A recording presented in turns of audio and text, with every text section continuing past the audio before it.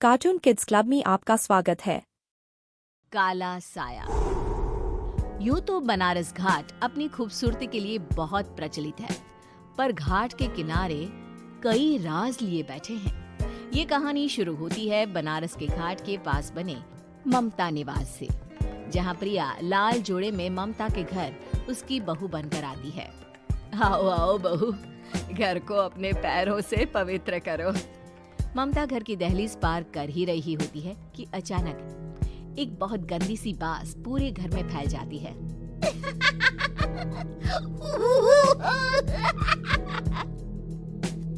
ये बदबू और ये आवाजें, ये कौन हंस रहा है माँ? ये पड़ोसी ना हमारे थोड़े अलग से है। कहाँ हम शाकाहारी और ये मांस मच्छी खाने वाले। छोड़, तू ध्यान मत दे और गृह प्रवेश कर। और हाँ बहू, अपनी सास की एक बात हमेशा याद रखना, इन पड़ोसियों से तो कभी बात नहीं करेगी। अच्छे लोग नहीं है ये। अपनी सास की ये बात मानेगी ना बेटा? हाँ माँ, जो आपकी मर्जी, मैं उनसे बात नहीं करूंगी। अगले दिन प्रिया अपनी पहली रसोई बनाने रसोई घर में जाती है। ये छोटी बात तो नाक में जा रही है। एक काम करती हूँ, खिड़की खोल देती हूँ। प्रिया खिड़की खोलने जाती है। इतने जाले, लगता है इस खिड़की को कभी खोला ही नहीं गया। पर ऐसा क्यों? ओह, नॉन वेज की स्मेल आती होगी ना। 2 मिनट के लिए खोल लेती हूँ, फिर बंद कर दूंगी। प्रिया खिड़की खोलती है। खिड़की खोलते ही उसकी नजर सामने वाले घर की खिड़की पर पड़ती है, जहाँ एक लड़की खड़ी होती है। हाथों में मेहंदी, लाल रंग की साड़ी, बिल्कुल सजी धजी, मानो प्रिया की तरह ही वो भी नई नवेली बहू हो। वो प्रिया को देखकर मुस्कुराती है। हे भगवान, माँ ने तो इनसे बात करने को मना किया था। प्रिया फौरन ही खिड़की बंद कर देती है और तवे पर चढ़े रोटी की ओर देखने लगती है, पर वहाँ रोटी न होकर मछली पड़ी होती है। ये क्या? पहली ही रसोई में इतनी बड़ी गलती। हे भगवान, अब मैं क्या करूं? प्रिया बहुत डर जाती है और फौरन रसोई की सफाई करने और फिर सभी के लिए खाना बनाने लग जाती है। जब वो सबको खाना परोसती है, सब तो ठीक है, मैं बेकार में चिंता कर रही थी। हे भगवान, ऐसे ही बस अपनी कृपा बनाए रखना। रात के वक्त जब सब सो रहे होते हैं, तब प्रिया को पायल की आवाज सुनाई देती है, जिससे उसकी आंख खुल जाती है।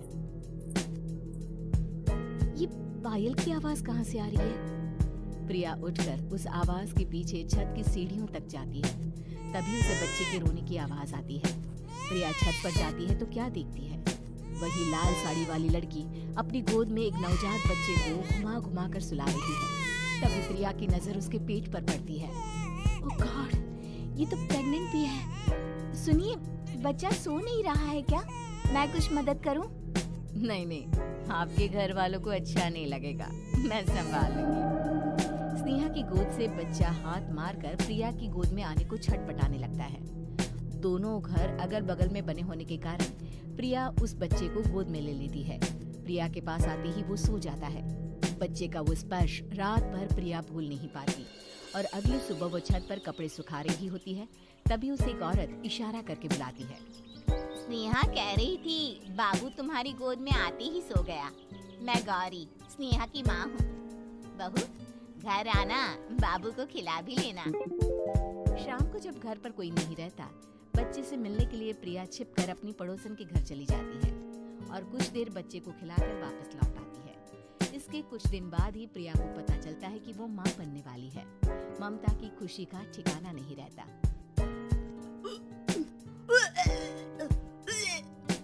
माँ जी, पता नहीं क्यों उल्टी आ रही है। प्रिया भागती हुई वॉशरूम में जाती है तो हरे और लाल रंग की उल्टी करती है। उस उल्टी में से कीड़े निकलते हैं। ये क्या? खून और ये कीड़े! माँ! माँ! प्रिया की आवाज सुनकर ममता दौड़ कर आती है, पर बेसिन में कुछ नहीं होता। प्रिया हक्की बक्की रह जाती है। ये सब क्या हो रहा है? प्रिया घबरा जाती है और अपने कमरे में जाकर सो जाती है। डर के कारण वो इतनी थक जाती है कि उसकी आंख लग जाती है। तब उसे ऐसा लगता है उसके पेट पर मानो कोई बैठा हुआ हो। कौन हो? प्रिया के पेट पर एक 5 महीने की बच्ची बैठी हुई थी, जो बुरी तरह जली हुई थी। माँ, तुम ही मुझे लाई ना अपने पेट में। मैं तुम्हारी माँ नहीं हूँ। कौन हो तुम? माँ, देखो मैं जल गई बुरी तरह से। 6 महीने पेट में रहने को भी मुझे नहीं मिला। सहला दो ना माँ। बचाओ, बचाओ माँ। ममता दौड़कर कमरे में आती है। प्रिया की बातें सुनकर वो सब समझ जाती है। तू कहीं बगल वाले घर में तो नहीं जाकर आई ना बहू? मुझे माफ कर दो, मैं गई थी माँ।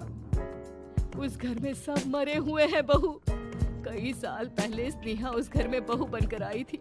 कुछ ही दिन में वो एक बच्चे को जन्म देने वाली थी। पूरा घर बच्चे के आने की खुशी में खोया था कि एक दिन अचानक उस घर में आग लग गई। सब बुरी तरह जलकर मर गए। गौरी आज भी दादी बनने का इंतजार कर रही है और इसीलिए स्नेहा ने अपना अजन्मा बच्चा तुम्हारी कोख में डाल दिया। ममता ये कह रही होती है कि पीछे से उसके पैरों को एक बच्चा पकड़ लेता है। दादी, दादी। माँ, स्नेहा की गोद में यही बच्चा था। ये बच्चा कौन है फिर? तेरी मौत है। तेरी भी दादी। जिस चीज का ममता को डर था वही हो गया। ममता निवास के ऊपर मौत ने चादर बिछा दी थी। प्रिया का पेट ऐसे बढ़ जाता है मानो 9 महीने का हो। 2 हाथ उसके पेट से बाहर निकलते हैं। बहू, संतोष को फोन कर, किसी पंडित जी को बुला बहू। प्रिया का पति भागता हुआ घर आता है। ये तो होना ही था माँ। तेरा पाप तेरे सामने आ गया तो तू सह नहीं पा रही है। स्नेहा घर में आग लगी नहीं थी, माँ ने लगाई थी प्रॉपर्टी की लालच में। और वो बच्चा मेरी पहली पत्नी का बच्चा है, मेरा बेटा, जो कि उस आग की चपेट का शिकार हो गया था। मैंने तुमसे ये सब माँ के कहने पर छुपाया था। मुझे माफ कर दो प्रिया। तुम अगर चाहो तो यहाँ से जा सकती हो। मैं तुम्हें किसी भी बंधन में रखना नहीं चाहता। मेरी शादी हुई है आपसे, मैं आपको छोड़ नहीं सकती, पर उससे पहले हमें स्नेहा, उसकी माँ और बच्चे की आत्मा की शांति करवानी होगी। संतोष और ममता गौरी के घर जाते हैं। अंदर सब कुछ जला हुआ होता है। जमीन पर जली हुई लाशें बिखरी हुई थी। ममता रो रो कर अपनी करने की माफी गौरी से मांगती है। प्रिया स्नेहा के घर वालों का अंतिम संस्कार करवा देती है और ममता निवास फिर से आत्माओं के साए से मुक्त हो जाता है। उम्मीद है कि आपको हमारी ये कहानी पसंद आई होगी। कृपया हमारे चैनल को सब्सक्राइब करें और सभी अपडेट्स के लिए बेल आइकन जरूर क्लिक करें। और हाँ, वीडियो लाइक और शेयर करना मत भूलिएगा। Bye bye.